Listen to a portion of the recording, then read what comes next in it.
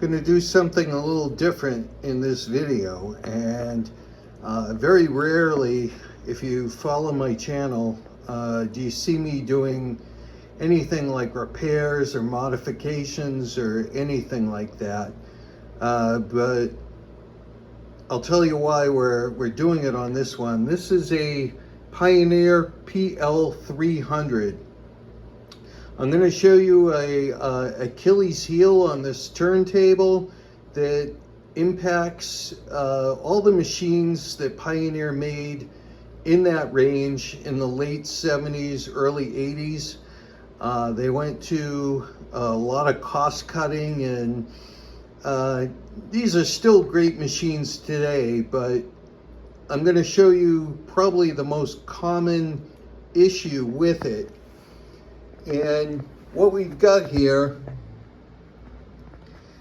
see that cylindrical piece right there? That is called the stub.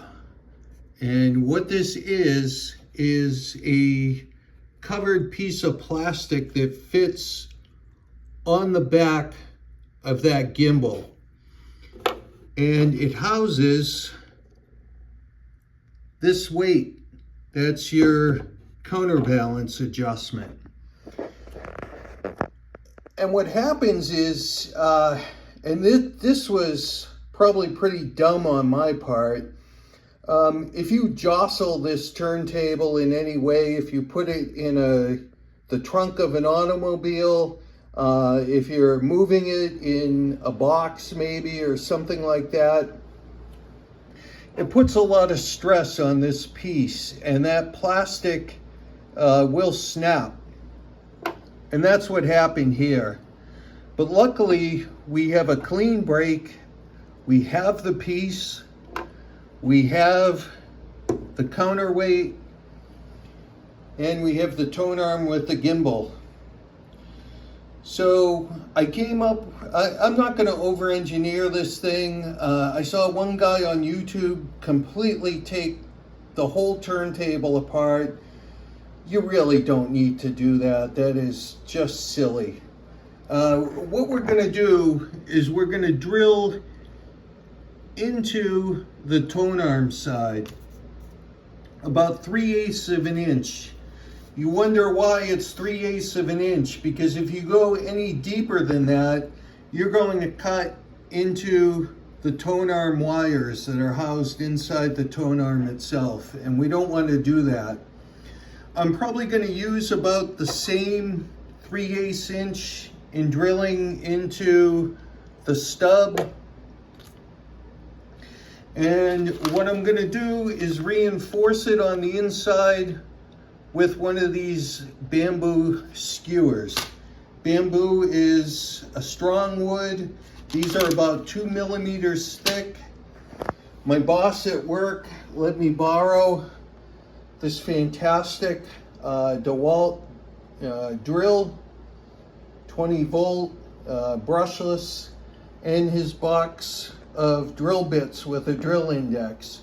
So we're going to look for the next size up from 2 millimeters, because I want to have a little bit of room for it to play on the inside. And then we're going to glue it and set it with this Aleene's jewelry and metal glue that I picked up at Michael's. Just a couple of miscellaneous things. One of these Swiss Army knives. This is a Brookstone. We're going to use that to cut the bamboo. A screwdriver just in case. My measurements. And that's it. We're going to get to drilling and see what kind of trouble we can get ourselves into. A couple of extra accessories that I forgot to mention. Bag of Utz, honey barbecue potato chips, and some vitamin water. I've actually got 2 bottles of this, but it's hot as hell today. Get the air conditioning going, get CNN on in the background, and we'll get to it. There's our little piece of bamboo. That would be 6/16 of an inch. So that's what we're going to work with there. And our drill bit, 3/32. I'm not very good with power tools, but that skewer fit into the guide, and we want it just a little bit wider to give us a little bit of room to play and probably pound in some glue. So we're good there.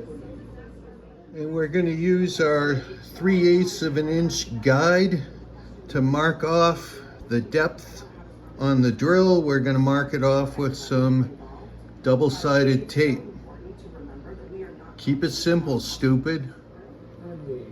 Drill, baby, drill. That side's done.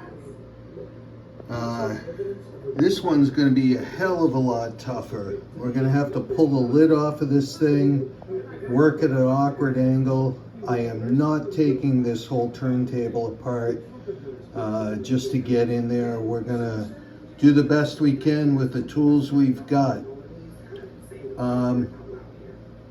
But yeah, this 40-year-old plastic stinks when you start drilling into it, but we got a good hole in there, and the bamboo fits perfectly. So let's get to this one.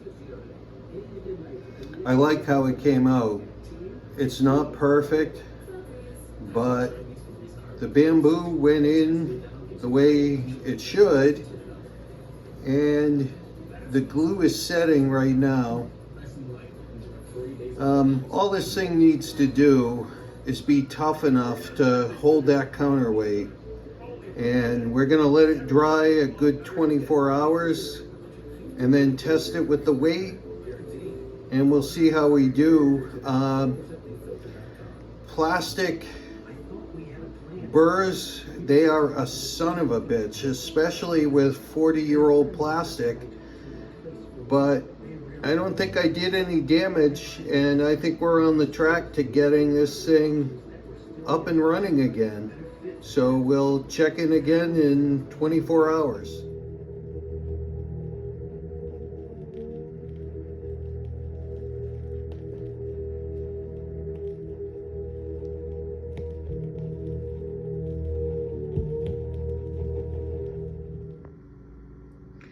And we're back. So this little project was, for the most part, successful. You might have heard on that previous clip, it doesn't sound that great. After having a wrestling match with the counterweight and the anti-skate, this stylus is skating more than Dorothy Hamill, and it's worn. It's the original one that came with it when I thrifted it, and all you audiophiles out there who call yourself audiophiles are probably saying, well, it's a thrift store turntable, you should have changed the stylus before. Well, no, I didn't, and I wouldn't have known that it was worn until I got this thing up and running again, because I don't have an electron microscope. Believe it or not, there's some audiophiles that have electron microscopes and view their styli through the microscope. Come on. It is just ridiculous. But I've got an email out to Audio-Technica. I'm not going to dismantle the cartridge from the head shell. The alignment is perfect, and I just don't want to go through an alignment again. But this stylus is cooked. So we're going to order up a new one. And I don't know, this was a great little project to get this turntable up and running again. You know, I might try playing around with the alignment again just to see if that's the problem, but I really think the stylus is gone, and you can add gram after gram of anti-skate. It's not going to help a worn stylus, so it'll be cheap enough. I'm sure it's one of those situations that Audio-Technica no longer makes it, but I'll order it from LP Gear or one of those third parties. So another night, another bottle of vitamin water, and another bag of Utz honey barbecue chips. In conclusion, I just wanted to say this is easily a great do-it-yourself project. A very easy and kind of a fun one, and you don't have to call yourself an audiophile to be able to do a job like this. And like I said at the beginning, this impacts all the Pioneer turntables in this series, which was kind of the transition from the classic heavy built turntables into these more lightweight ones. But this is a great little turntable, and if you see one when you're out thrifting, pick one of these up. For me, the price was right, and the Pioneer quality is there. They just made some dynamite products, and we're gonna have a lot of fun with this machine down the road. Take care for now.